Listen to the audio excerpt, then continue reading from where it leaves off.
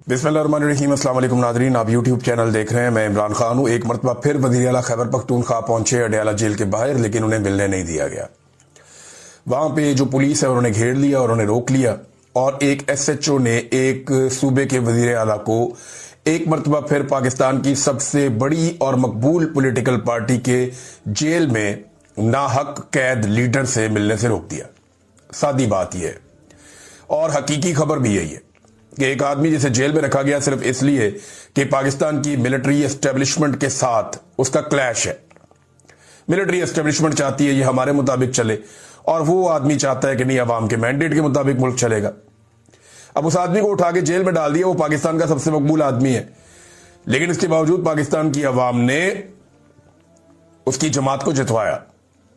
तो बड़ी मुश्किलों से उन्होंने एक सूबे में अपनी हुकूमत हासिल कर लिया। वहां जो वजीर आला है उसे मिलने की इजाजत ही नहीं दी जाती जब तक कि वो कंप्रोमाइज नहीं करता। यानी एस्टेब्लिशमेंट ने जिद पकड़ी हुई है, तुम हमसे आकर मिलो, हमारे दरवाजे पर हाजिरी दो, फिर हम तुम्हारी मुलाकात करवाते हैं इमरान खान से। सुहेल अफरीदी कहता है जी ऐसे नहीं होगा, मैं इमरान खान साहब से मिलूंगा, जिससे वो मुझे कहेंगे उससे मिल लूंगा, क्योंकि मैंडेट उनका है, फैसला उन्होंने करना है।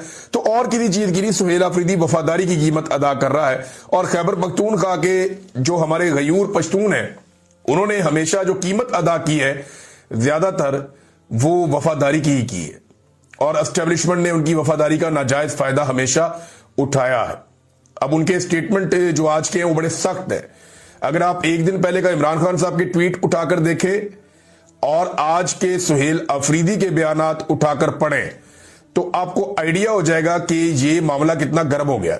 और कम से कम जो मौजूदा एस्टेब्लिशमेंट है इसके पास इस मामले का कोई हल भी दिखाई नहीं दे रहा, सिवाय इसके कि वो एक जिद है कि जनाब नहीं मिलने देना तो नहीं मिलने देना, और नहीं मिलेंगे तो ये एक जिद है, इससे फर्क कोई नहीं पड़ेगा। इससे सिर्फ आपके कपड़े उतरते जाएंगे और एक एक करके आप नंगे होते जाएंगे। सुहेल अफरीदी ने क्या कहा जरा ये सुन ले आप। कोलेटरल डैमेज में पहले तो उन्होंने बात की, बहुत सारे लोग इस पर बहुत उछलते हैं, कुछ दानश्वर भी हैं, कुछ टाउट्स भी हैं, कुछ सियासतदान भी हैं। कोलेटरल डैमेज को वो कहते हैं जी कि ये ठीक है, इसको जस्टिफाई करते हैं। क्या फर्क पड़ता है गरीब मर गए तो, पश्तून मर गए तो? इनके घरों के लोगों को अगर मार दिया जाए कोलेटरल डैमेज में तो इनको कैसा महसूस होगा? सवाल तो ये है ना पूछने वाला। ये सब कुछ रियासत की गलत पॉलिसियों के बायस हो रहा है। हम इन्हीं पॉलिसियों पर एतराज करते हैं क्योंकि फैसले बंद कमरों में नहीं होने चाहिए। देखिए, मैं एक बात पहले भी कह चुका हूं, आज फिर कहता हूं कि पाकिस्तान की मिलिट्री एस्टेब्लिशमेंट के पास इमरान खान एक आखिरी चांस है अपनी इज्जत बचाने का। पाकिस्तानी कौम बहुत आगे निकल गई है। आज कुछ और हकायक वज़ीर आला खैबर पख्तूनख्वा ने बताए। बहुत सारी चीजें मैं जानता हूं, ऐसी चीजें जानता हूं ऑपरेशन ज़दा इलाकों के बारे में जो मैंने वहां लोगों से सुनी। अगर अवाम को बताएं तो पाकिस्तान में आग लग जाएगी। तो बजाय कि वो चीजें सामने आए और पाकिस्तान की मिलिट्री एस्टेब्लिशमेंट के लिए मजीद सुबकी और परेशानी की और नफरत की एक लहर जन्म ले, बेहतर यह है कि इमरान खान जैसे मौके से फायदा उठाएं। ये वो वाहिद और आखिरी मौका है आपका जो आपको बैरकों में जाने में आसानी पैदा कर सकता है, आपको इज्जत के साथ अपनी डोमेन में वापस भेज सकता है। वरना इसके बाद आप जाना भी चाहेंगे तो लोग आपको जाने नहीं देंगे, लोग आपको चिपक जाएंगे, क्योंकि इमरान खान के बाद सूरत-ए-हाल कुछ और होगी।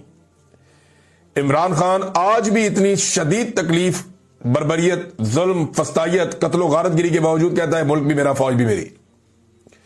हो सकता है कल कोई और ये बात ना करे, या जो भी कल को ये बात करे अवाम उसकी बात ही ना सुने। तो पाकिस्तान की फौज को होश के नाखून लेने चाहिए, फौजी क़यादत को मैं ये कह रहा हूं।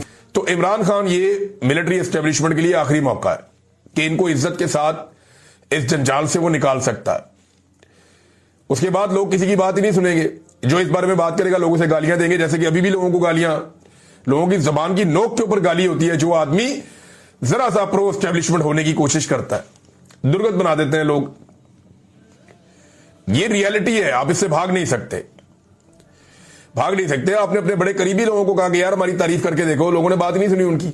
एक बात तो वादे हो गई कि एस्टेब्लिशमेंट के क्रॉस की अब अहमियत नहीं रही। पहले एस्टेब्लिशमेंट किसी पॉलिटिकल पार्टी पे ऐसे करके क्रॉस लगा देती थी कि जनाब ये पॉलिटिकल शख्सियत खत्म, इसके ऊपर क्रॉस लग गया, अब ये कभी नहीं आएगा।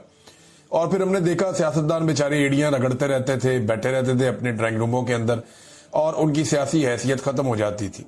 تو عمران خان صاحب پہ کراس انہوں نے لگایا تھا تو 8 فروری کو عوام نے ایک نیا ریکارڈ بنا ڈالا کہ جناب آپ نے انتخابی نشان بھی نہیں دیا, کچھ بھی نہیں دیا, اتنی سختی بھی کی لوگوں نے, پھر بھی عمران خان نے جس جس کے اوپر ہاتھ رکھا ان سب کو جتوا دیا.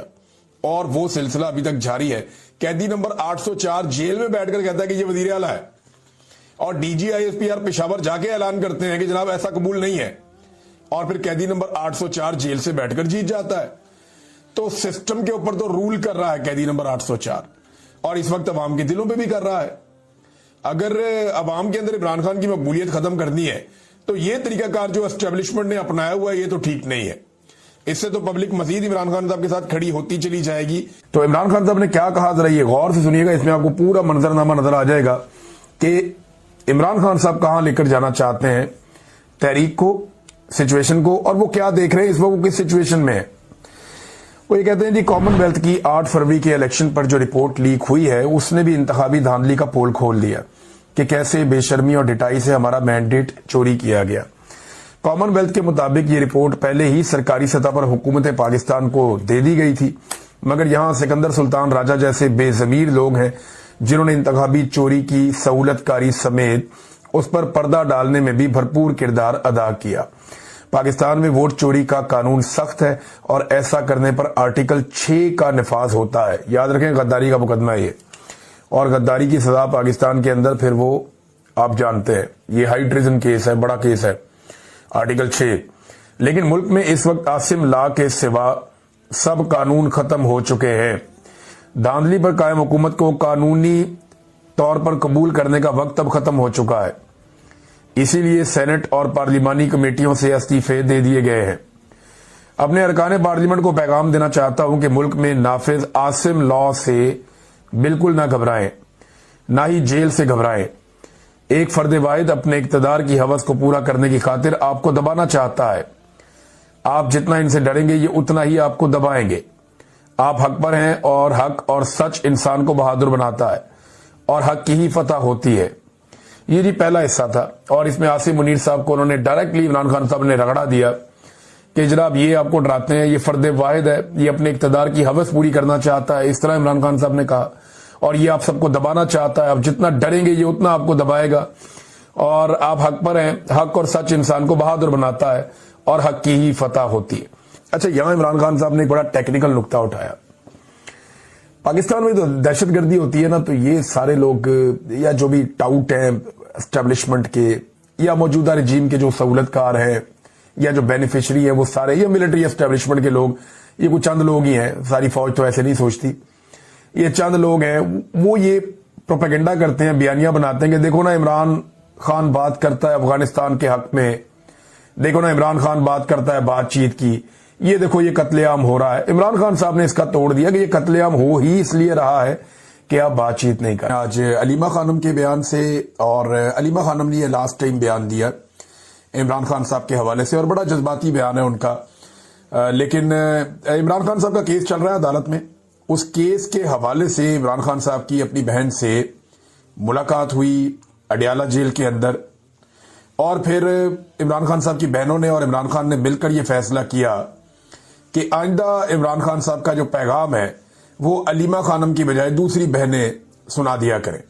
یہ خبر پہلے بھی باہر آئی تھی, میرے عمران خان صاحب کی فیملی نے اس کے اوپر ریئیکٹ کیا تھا. اب فائنلی جب انہوں نے جا کے جیل کے اندر ڈسکشن کی تو یہ طے پا گیا. اس کی وجہ کیا ہے؟ عمران خان صاحب بڑی تکلیف میں تھے. انہوں نے کہا جی 2 سال سے زیادہ ہو گیا مجھے, میں جیل کے اندر ہوں, میں جو بات کہنا چاہتا ہوں میری پارٹی کے اندر کوئی وہ جرات ہی پیدا نہیں کرتا, میں جو پیغام دیتا ہوں یا بیانیہ جو دیتا ہوں اس کا بوجھ کوئی اٹھا ہی نہیں سکتا, میں جو بات باہر پہنچانا چاہتا ہوں جب وہ کوئی اور نہیں کہتا تو پھر میں نے اپنی بہنوں کے ذریعے سے آہستہ آہستہ اس بیانیے کو باہر پہنچایا, اور جو بات میں کہنا چاہتا تھا اپنے پیغام کے اندر وہ کافی عرصے سے آہستہ آہستہ وہ پیغام دیا جو باقی کوئی اس کا بوجھ نہیں اٹھا سکا. یہ عمران خان کے الفاظ ہیں. انہوں نے کہا کہ جب کوئی بوجھ نہیں اٹھا سکا تو میں نے یہ پیغام اپنی بہن کو دیا کہ وہ باہر جا کر میڈیا کو دے, اور اسی وجہ سے میری بہن کے خلاف مہم چلائی جا رہی ہے.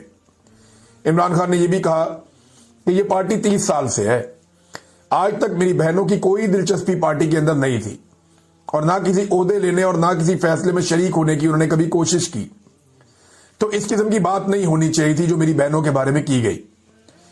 یعنی بہت سارے لوگ اب کرتے ہیں نا، دیکھیں شیر افضل مروت نے، گنڈا پور نے اور کچھ اور لوگ ہیں، یہ ایکچولی گنڈا پور کی ساری پارٹی کے قریبی لوگ ہیں. پہلے گنڈا پور شیر افضل مروت سے بہت نفرت کرتے تھے، لیکن ابھی اگر آپ دیکھیں تو شیر افضل مروت اور گنڈا پور کے بیچ میں سے ہوا بھی نہیں گزر سکتی، بڑی قریبی تعلقات ہیں. اللہ تعالیٰ یہ دوستی سلامت رکھے. اب اس میں جو ہے وہ مروت صاحب ہوں یا دیگر لوگ ہوں یا گنڈا پور کے نزدیک جو لوگ بھی ہیں، وہ سارے اس وقت علیمہ خانم کے اوپر کیچڑ اچھالتے ہیں.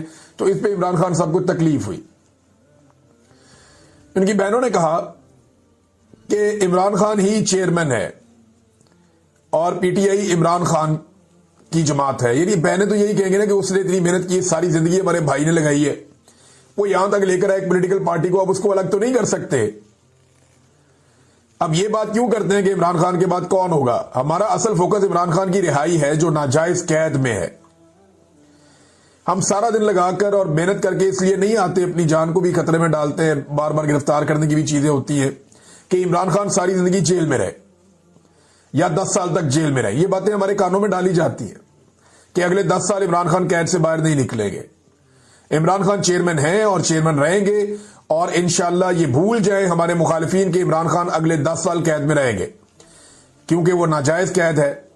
کیسز ان کے ختم ہو گئے ہیں، لیکن جب وہ بند ہیں اور آئسولیشن میں ہے. اچھا، ایک اور بات انہوں نے بتائی کہ عمران خان نے بتایا کہ میں عاصم لاء کے سامنے نہیں جھکوں گا. پھر ان کی فیملی نے کہا جی ہم بھی نہیں جھکیں گے.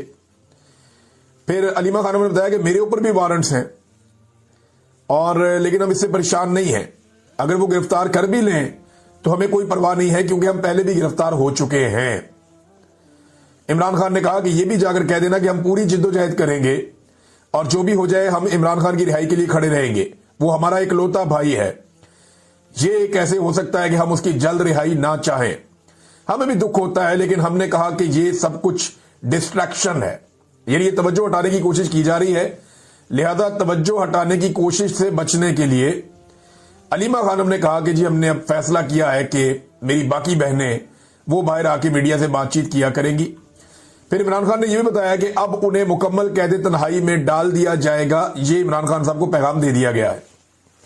دیکھیں جو کل ملا کے بات سامنے آ رہی ہے وہ یہ ہے کہ عمران خان صاحب کے خلاف یہ توشہ خانہ 2 کے اندر اب فیصلہ سنایا جائے گا.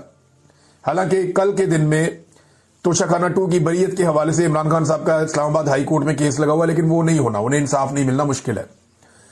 اب اس میں فردر یہ ہوگا کوئی نہ کوئی طریقہ کر کے ڈیلے کر دیا جائے گا اور پھر ایک لمبی ڈیٹ دے دی جائے گی اور اگلی ڈیٹ سے پہلے عمران خان صاحب کو سزا سنا دی جائے گی.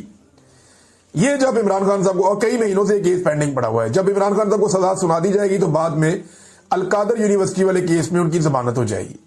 پھر عمران خان صاحب ایک اور مقدمے میں اندر ہو جائیں گے. اور اب یہ بتایا جا رہا ہے کہ عمران خان صاحب کو یہاں سے جیل سے منتقل کر کے کسی اور جگہ پہ لے جایا جائے گا اور مکمل طور پہ آئسولیشن میں یا قید تنہائی میں عمران خان کو ڈال دیا جائے گا. کیونکہ پاکستان کے آرمی چیف بہت غصے میں، وہ پسند نہیں کرتے عمران خان صاحب کو. یہ بات تو سب جانتے ہیں کہ آرمی چیف عاصم منیر کا بس نہیں چل رہا کہ وہ کس طریقے سے عمران خان سے بدلہ لیں. اور عمران خان صاحب جو بھی بات کرتے ہیں کھل کر دیکھیں، کوئی بھی کبھی کسی آرمی چیف کے خلاف بول نہیں پایا پاکستان میں، کبھی بات کر ہی نہیں پایا.